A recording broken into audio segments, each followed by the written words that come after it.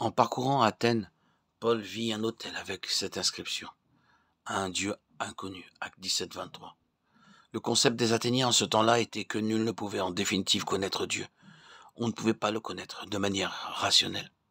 Même avec leurs nombreuses philosophies, ils ne pouvaient toujours pas saisir ce qu'était Dieu. Les Athéniens avaient leur idée et leur propre théorie, cependant ils n'avaient pas le moyen de connaître le vrai Dieu. Leur situation n'était pas différente de celle des gens d'aujourd'hui, qui peuvent déclarer qu'il y a un Dieu, sans toutefois vraiment le connaître.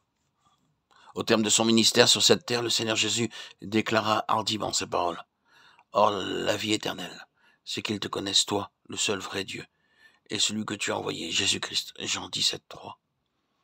Jésus nous montre ce qu'est la vie éternelle, de manière très simple. La vie éternelle, c'est connaître Dieu. Or, les saints à Éphèse, cela est montré clairement dans les Écritures, avaient déjà connu Dieu. Nul ne peut le récuser. Il l'avait vraiment connu et possédait donc la vie éternelle. Cependant, nous remarquons que Paul prie encore en leur faveur, demandant à Dieu de leur accorder l'esprit de sagesse et de révélation dans sa connaissance. À cause de tout cela, nous pouvons conclure sans peine que, de même que les Athéniens en toute franchise ne connaissaient pas Dieu du tout, les chrétiens aussi, ayant la vie éternelle et connaissant déjà Dieu, ont cependant aussi besoin de plus le connaître. Si nous croyons au Seigneur depuis plusieurs années, ou même si nous venons juste de croire en lui, nous ne pouvons pas dire que nous ne le connaissons pas, car nous le connaissons effectivement. Cependant, souvent, nous avons encore besoin de l'aide de nos facultés ou de nos sentiments pour nous aider à aller de l'avant. Nous avons une petite connaissance de Dieu, mais malgré cette petite connaissance, nous croyons avoir besoin de l'aide de nombreux concepts, car il nous semble que cette petite connaissance que nous avons de Dieu en dépend, et sans eux, elle est insuffisante. La conséquence en est que nous avons souvent recours à l'assistance de ces idées pour maintenir notre vie chrétienne. Sans ces aides mentales, nous pensons qu'il serait difficile de maintenir notre conviction d'être dans la vérité.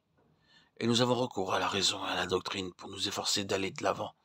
Par ailleurs, souvent nous recherchons la chaleur des émotions, nous efforçant d'être débordants de gens pour nous aider dans notre marche avec le Seigneur.